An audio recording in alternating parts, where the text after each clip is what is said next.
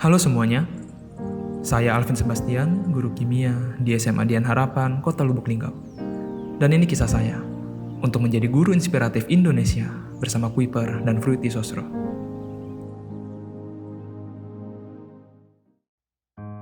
Tidak terasa, sudah hampir 10 bulan kita berjuang di masa pandemi ini. Segala kegiatan yang biasanya dapat dengan bebas kita lakukan di luar rumah, dengan seketika terhenti dan dipindahkan ke rumah masing-masing demi memutus rantai penularan virus COVID-19.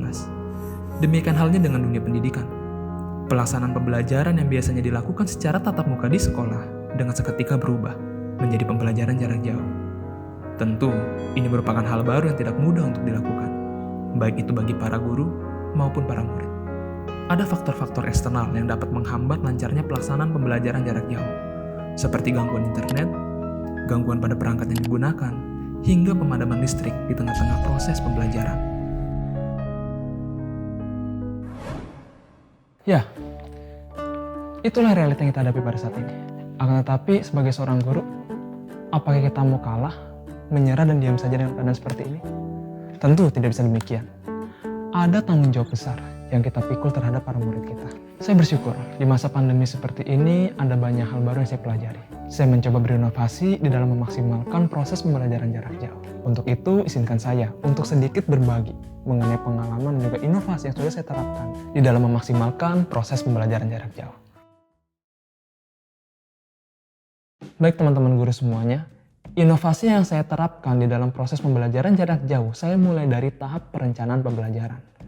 Nah, pada tahap ini, hal pertama yang saya lakukan adalah memikirkan kira-kira model pembelajaran, media pembelajaran, dan bentuk penilaian apa yang harus saya lakukan agar dapat mempermudah para murid dalam mengikuti proses pembelajaran jarak jauh. Nah, untuk mata pelajaran kimia yang saya ajar, saya berpikir bahwa di dalam penyampaian materi akan lebih efektif dan efisien apabila disampaikan melalui pembelajaran asinkronus dengan menggunakan media pembelajaran berupa video pembelajaran yang saya unggah di kanal YouTube. Nah, saya cukup yakin bahwa melalui hal tersebut, para murid akan lebih mudah di dalam menyerap materi pembelajaran. Karena video tersebut bisa diputar berulang-ulang dan juga dapat menjadi bimbingan mereka di dalam mengerjakan soal latihan yang saya berikan. Nah, karena media yang saya gunakan di dalam penyampaian materi pelajaran adalah video pembelajaran, maka pada tahap perencanaan ini, hal yang harus saya lakukan adalah mempersiapkan dan juga membuat video pembelajaran tersebut. Nah, proses yang saya lalui di dalam membuat video pembelajaran terbagi menjadi 3 langkah. Langkah yang pertama yaitu adalah langkah praproduksi. Nah, pada langkah ini, hal yang pertama saya lakukan adalah menentukan kira-kira tujuan pembelajaran apa yang akan saya sampaikan di video pembelajaran tersebut. Setelah itu, saya mulai mengumpulkan berbagai referensi, sumber mengenai teori atau konten yang akan saya tuangkan di dalam video pembelajaran tersebut. Setelah itu, saya masuk ke dalam penulisan skrip. Nah, di situ saya mulai menuliskan kira-kira hal-hal apa saja yang akan saya sampaikan, bagaimana proses penyampaian materinya, animasi atau media pendukung apa yang saya butuhkan dalam video tersebut. Nah, setelah semuanya selesai, saya masuk ke langkah yang kedua, yaitu langkah produksi. Nah, pada langkah ini saya mulai mempersiapkan segala perlengkapan dan juga peralatan yang saya butuhkan untuk proses perekaman. Nah, setelah semuanya siap, saya mulai masuk ke proses perekaman. Nah, setelah proses perekaman selesai, kita masuk ke langkah yang terakhir, yaitu langkah pasca produksi. Ya, pada langkah ini saya mulai melakukan proses editing, mengolah video yang sudah direkam, kemudian ditambahkan dengan berbagai animasi ataupun media pendukung lainnya untuk mempermudah siswa di dalam memahami materi yang saya sampaikan di dalam video pembelajaran tersebut. Setelah semuanya siap, saya unggah di kanal YouTube pribadi saya dan para murid sudah bisa mengakses dengan bebas video pembelajaran tersebut untuk proses pembelajaran jarak jauhnya. Nah, selain video pembelajaran, di dalam tahap perencanaan ini saya juga menyiapkan beberapa bahan lainnya, seperti slide PowerPoint, modul, soal latihan, yang nantinya akan saya gunakan apabila proses pembelajaran sinkronus atau tatap muka berlangsung. Setelah semua media dan perencanaan selesai, maka kita akan masuk ke tahap yang kedua, yaitu tahap pelaksanaan pembelajaran. Nah, tahap pelaksanaan pembelajaran ini terbagi menjadi 2, yaitu pelaksanaan pembelajaran secara sinkronus atau secara tatap muka dengan menggunakan video conference. Kebetulan sekolah saya menggunakan Microsoft Teams dari Office 365 sebagai learning management systemnya. Kemudian ada juga proses pembelajaran asinkronus, di mana para murid melakukan pembelajaran mandiri menggunakan bahan, media, ataupun materi pembelajaran yang telah diberikan oleh gurunya. Nah, untuk mata pelajaran kimia yang saya ajar, penyampaian materi dilaksanakan secara asinkronus, di mana para murid melakukan pembelajaran mandiri dengan menggunakan media video pembelajaran yang saya berikan. Selain itu, para murid juga saya berikan modul, kemudian latihan soal, ataupun penugasan proyek, supaya mereka dapat memahami lebih dalam materi yang saya sampaikan. Nah, kemudian setelah pertemuan untuk pembelajaran asinkronus itu selesai, maka para murid akan melangsungkan kegiatan pembelajaran secara sinkronus. Nah, pada proses pembelajaran ini ada banyak hal yang bisa saya lakukan, mulai dari menanyakan kabar mereka, menanyakan kesulitan apa yang mereka hadapi dalam proses pembelajaran, melakukan pembahasan soal, melakukan bimbingan terhadap tugas proyek yang diberikan, hingga melakukan kegiatan praktikum secara jarak jauh supaya para murid dapat melihat bentuk konkret dan juga langsung mengalami dari materi pembelajaran yang telah mereka pahami. Nah, untuk kegiatan praktikum itu sendiri, terkadang saya juga menggunakan beberapa sumber laboratorium virtual, sebagai contoh Laboratorium Maya dari portal Rumah Belajar. Baik teman-teman guru semuanya, kita masuk ke tahap yang terakhir, atau tahap penilaian atau evaluasi pembelajaran. Nah, sebenarnya bentuk penilaian sudah saya rancang terlebih dahulu pada tahap perencanaan pembelajaran. Akan tetapi bentuk penerapan atau pelaksanaannya baru bisa dilakukan setelah penyampaian materi pembelajaran selesai. Nah, untuk mata pelajaran kimia yang saya ajar, ada beberapa materi yang bentuk penilaiannya dilaksanakan dengan menggunakan tes tertulis. Ya, jadi saya terlebih dahulu mengirimkan soal pada kelas Microsoft Teams. Kemudian para murid dapat melakukan pengerjaan secara mandiri, dibantu dengan video pembelajaran yang telah saya buat. Kemudian para murid juga dapat menanyakan langsung kepada saya apabila mereka menemukan kesulitan ketika mengerjakan soal-soal yang saya berikan.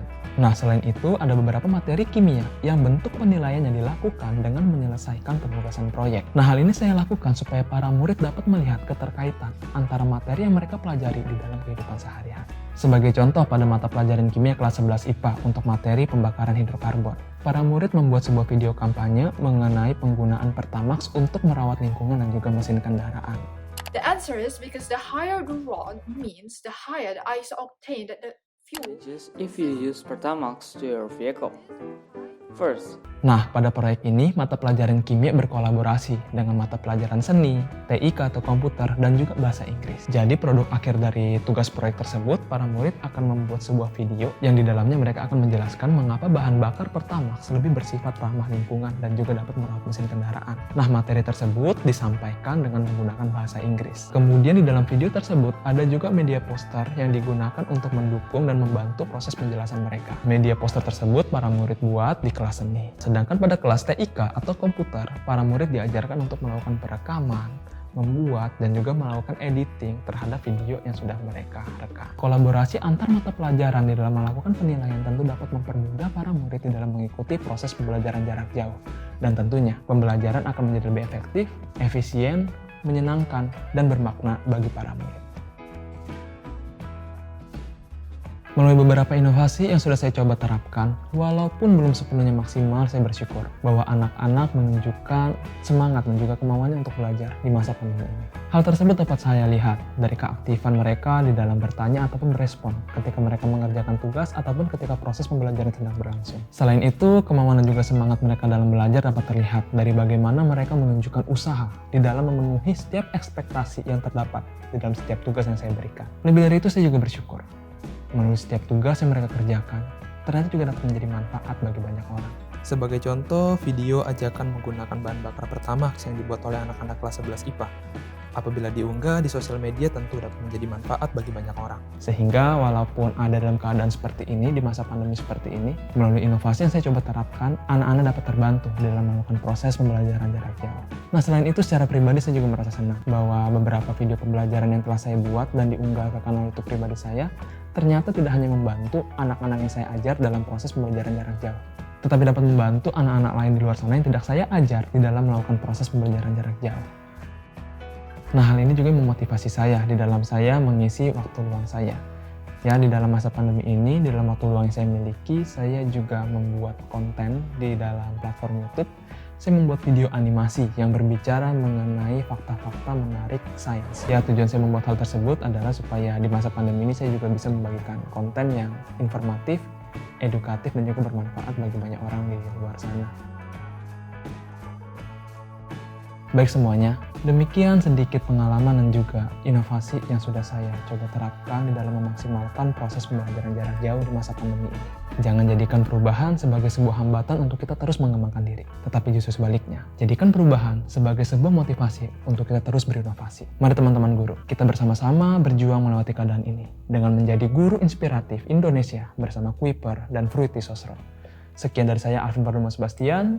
Sampai jumpa dan terima kasih.